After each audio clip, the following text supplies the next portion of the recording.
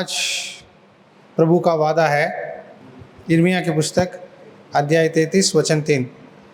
मुझसे प्रार्थना कर और मैं तेरी सुनकर तुझे बड़ी बड़ी और कठिन बातें बताऊंगा जिन्हें तू अभी नहीं समझता।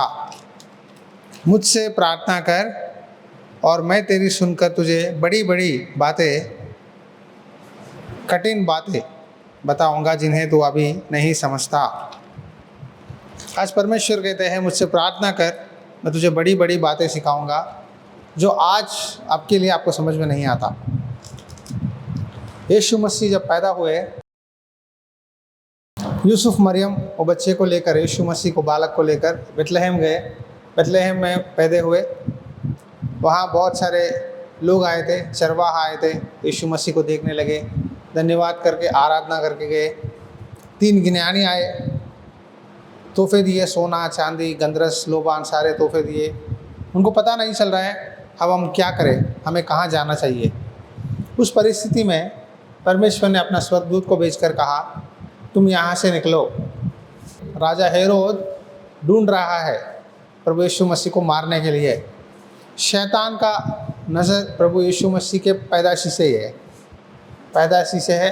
मरियम के गर्भ में थी, गर्भवती हुई प्रभु को, तब से लेकर शैतान कैसे परमेश्वर की इच्छा को, योजनाओं को तोड़ना है, कोशिश कर रहा था। तो परमेश्वर ने स्वर्गदूत को भेजकर कहा, तुम यहाँ से निकलकर मिस्र में चले जाओ। कहाँ जाना है? मिस्र में, इजिप्ट।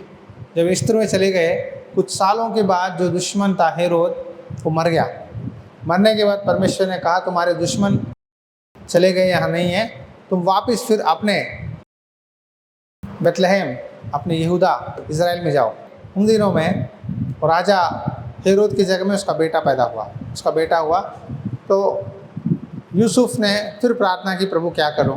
तो फिर परमेश्वर ने उसको बताया, तुम नज़रेत में जाओ, गलीलिया के नज़रेत में। इसीलिए यीशु को यीशु नाज़री कहते हैं, क्योंकि यीशु मसीह नज़रेत में पले गए।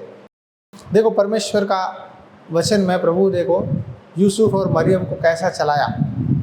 जब हमें समस्या है, हमें पता नहीं चलता, प्रभु ये दुश्मनों से हम क्या करें, ये लोगों से क्या करें, मुझे सताने वालों से क्या करें, हमारा फ्यूचर क्या है, हम कैसे आगे बढ़े।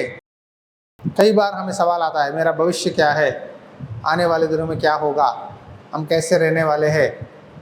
इस तरह हर सवाल का जवाब आज प्रभु कहते हैं, मुझसे प्रार्थना करो, मैं तुम्हें बड़ी बड़ी और कठिन बातें बताऊंगा जिन्हें तू अभी नहीं समझता।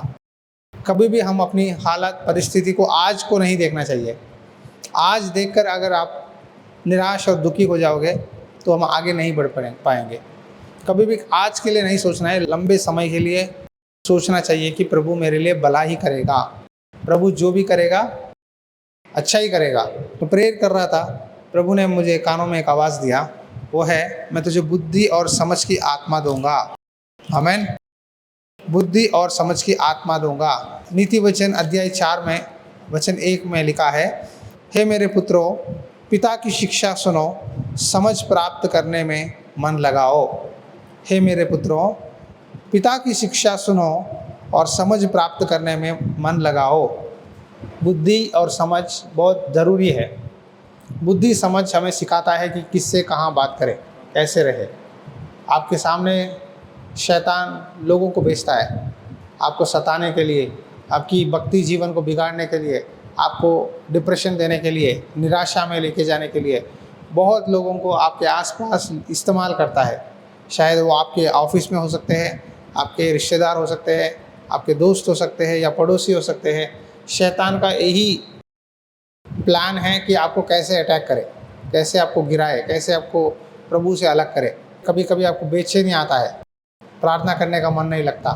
क्यों? शैतान का काम यही है, गलत लोगों को आपके जीवन में लाकर आपकी भक्ति को बिगाड़ता है, उसका योजना है। तो हमें क्या करना चाहिए? उसको समझना चाहिए। अगर हमारे पास समझ और बुद्धि की आत्मा है जो परमेश्वर देता है, तो हम गलत लोगों को अपने जीवन में से निकाल देंगे। इसीलिए भजन संहिता में लिखा है, दुष्टों की मार्ग पे मत चलना।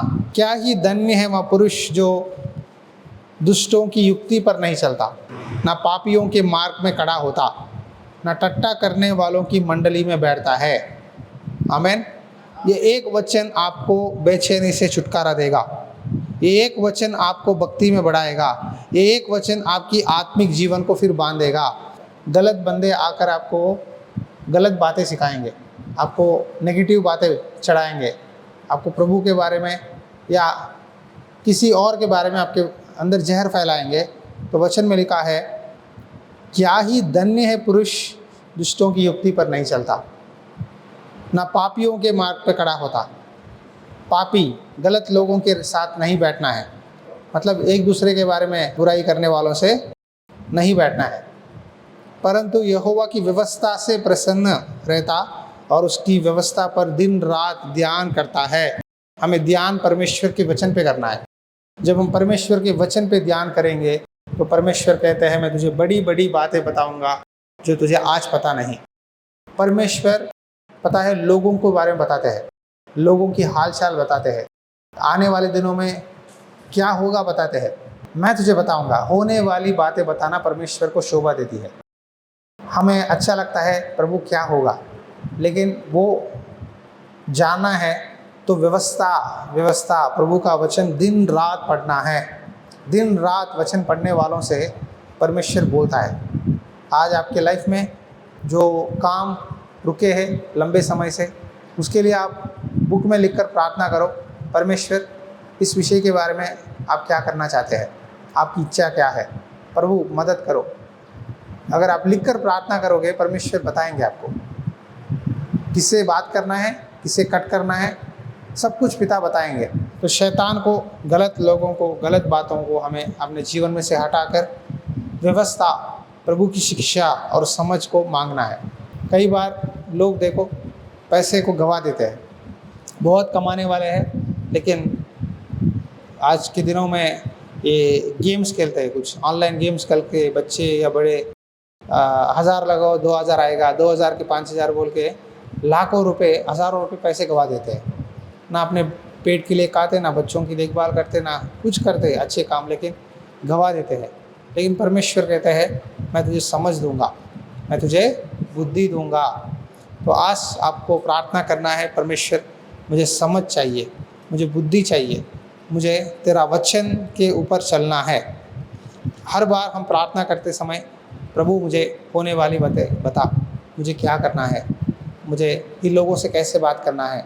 आप प्रार्थना करके बात करो, परमेश्वर आपके साथ रहेगा और आपको ये पहचानने वाली आत्मा देगा, समझ और सोच की आत्मा देगा कि किससे कैसे बात करें। और गलत लोगों से खास करके आपको परमेश्वर चेतावनी देगा, अलर्ट करेगा, संभल के रहना। क्योंकि कई बार मुंह फिसल जाता है, फिर वही बातें पकड़कर लोग हमारा बुराई करते हैं। चाहे आपके कितना भी पता चले लोगों के बारे में, लेकिन जब समय आए तभी मुंह खोलना। आइए प्रार्थना करेंगे, परमेश्वर से पूछेंगे। धन्यवाद प्रभु, हमें बुद्धि और समझ की आत्मा दे।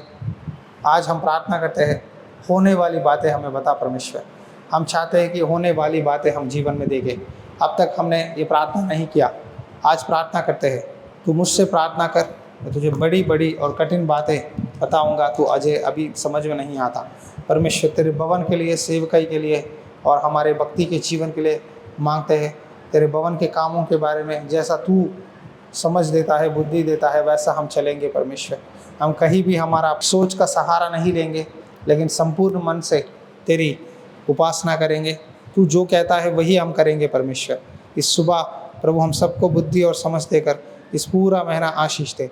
हाथ के कामों को ब्लेस कर, कामों में प्रभु आने जाने में, लोगों के बीच में हमें कैसे बात करना है, कैसे रहना है, हमें सिखा और मदद कर। यीशु के लहू से ढकते हैं और आशीष देते हैं। आमीन आमीन। पिता का प्यार, पुत्र मसीह की अनुग्रह और पवित्र आत्मा की संगति सदा हमारे साथ बनी रहे। आमीन। चर्च के कंस्ट्रक्शन के काम में प्रभु प्रेरणा दे तो ज़रूर अपना दान बेचकर इस सेवकाई में आप अपना सहयोग दे। प्रभु आपको आशीष दे।